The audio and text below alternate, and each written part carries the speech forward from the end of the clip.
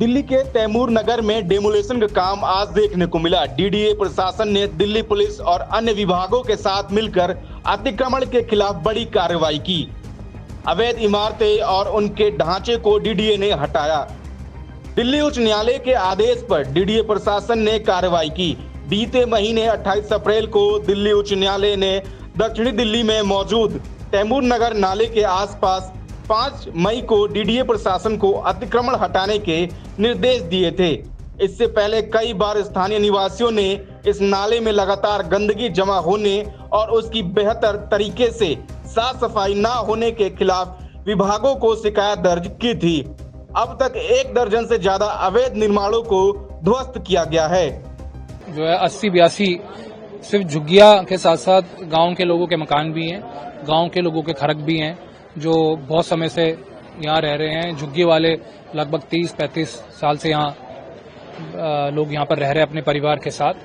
तो 80 से 82 जो है मकान जिनको आज कोर्ट के आदेश के बाद तोड़ा जा रहा है। दिल्ली में भारतीय जनता पार्टी की सरकार आ गई है। मुख्यमंत्री जी से मैं इस मामले को लेकर मिला था। जो ये चल रहा है तोड़फोड़ का जो प्रोग्राम डेमोलिशन का चल रहा है, तो मुख्यमंत्री जी से सबसे पहले तो जिनके घर यहाँ पे तोड़े गए हैं इनको कंपनसेशन के तौर पे कहीं घर दिया जाए कि फ्लैट दिया जाए। इसके लिए तो हम करेंगे। उनके पास कागज भी हैं और देर सवेर इनको ये चीजें मिलनी भी है। लेकिन बात आ रही है सही और गलत की। महारानी बाग जो है आरडब्ल्यू ने याचिका दायर की, कोर्ट में केस फाइल किया हाई कोर्ट में कि तैमूर नगर की वजह से हमारे यहाँ पानी भरता है बारिश मानसून के समय पे।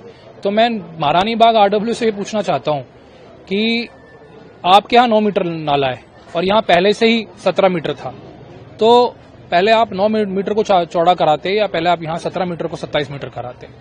तो कोर्ट ने जो है, मुझे नहीं समझ में आ रहा क्या सोच के आदेश करा। इन लोगों के बारे में नहीं सोचा। 9 मीटर नाले के लिए जगह चाहिए, वो 27 मीटर नाला मांग रहे। चलो 15 मीटर कर लीजिए, 17 मीटर कर लीजिए, 20 मीटर कर लीजिए, लेकिन 27 मीटर करने का क्या था? आप लगभग 80 फुट चौड़े नाले का करोगे क्या? नाला दोनों तरफ से पक्का बन जाए, नीचे से पक्का हो जाए और जितना नाला छोटा होगा उतना प्रेशर से पानी आगे निकलेगा। बीच में आज से 6-7 महीने पहले भी खिदराबाद गांव में जो है कुछ घरों को तोड़ा गया था नाले के किनारे जो थे, और वहां पर घरों को तो तोड़ दिया, लेकिन जो असली समस्या थी वो थी आगे दिल्ली जल बोर्ड का काम चल रहा था। जहां निकासी है, जहां आउटफॉल है, वही नाले को रोका हुआ था। आप उस काम को पूरा करने के लिए तैयार नहीं, आप गांव के लोगों के, झुग्गियों के लोगों के मकान तोड़ रहे हैं। तो ये गलत है और मैं यहाँ पर आया हूँ क्योंकि कोर्ट के आदेश हैं और यहाँ के लोग सुप्रीम कोर्ट भी गए, वहां भी इनका केस जो है स्वीकार नहीं करा, डिसमिस कर दिया। हाई कोर्ट भी 2 बार गए, वहां भी कर दिया। तो मैं यहाँ आया हूँ कि जो निशानदेही करी गई है उससे ज्यादा तो कम से कम ना तोड़ा जाए, इसलिए आए हैं। और यहाँ के लोगों को मैं ये भी एक संदेश देना आया हूँ कि मुख्यमंत्री जी से बात हुई है, हम जल्दी मुख्यमंत्री से मिलेंगे। जिनका नुकसान हुआ है उनको कहीं कंपनसेशन के तौर पे कहीं फ्लैट, कहीं जो है जगह रहने के लिए दी जाए, क्योंकि इनके पास सारे कागज हैं। 2008 में इनको कागज दिए गए थे, 2013 में इनको कागज दिए गए थे, इनको सारे कागज हैं और इनको बोला गया था कि आपको कहीं और शिफ्ट करा जाएगा। वैसे भी यहाँ नाले के सहारे रहना, फ्लड का नाला, गंदा नाला, बदबू में रहना, तो कौन चाहता है रहना? तो सब लोग चाहते भी थे, लेकिन उससे पहले इनको उजाड़ दिया गया। कोर्ट ने ये जो है एक बार भी ये नहीं सोचा कि कम से कम उनको सुनने का मौका तो देना चाहिए था। तो खैर अब क्या कर सकते हैं, कोर्ट के ऑर्डर हैं, हम अपने लोगों के बीच में खड़े हैं। बिल्कुल हमारी सरकार को बने 2 महीना या 2 महीने से ज्यादा हुआ और ये जो प्रक्रिया है, ये जो प्रोसेस है, ये लगभग 6 महीने से चल रहा है। जब ड्राइंग सबमिट की गई थी, जब ड्राइंग कोर्ट में सबमिट की गई थी, बनाई गई थी, तो आम आदमी पार्टी की सरकार थी। आम आदमी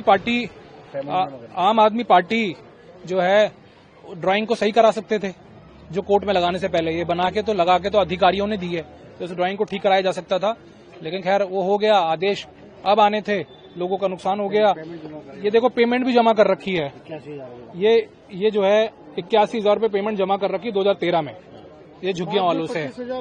बाद में 25,000 रुपये और जमा करे थे, लगभग 1,10,000 के आसपास इनको पेमेंट करा रखी, 1,11,000।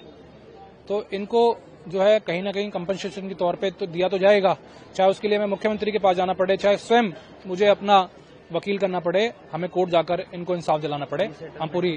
हम गांव के लोगों से मैं रिक्वेस्ट करूंगा, गुहार लगाऊंगा, गांव के लोगों को समझाऊंगा कि कम से कम जो है कुछ दिनों आप अपना किराया वही रखें जो पहले था, अगर आपको ऐसा सुनने में आ रहा है, अगर किसी ने ऐसा किया है।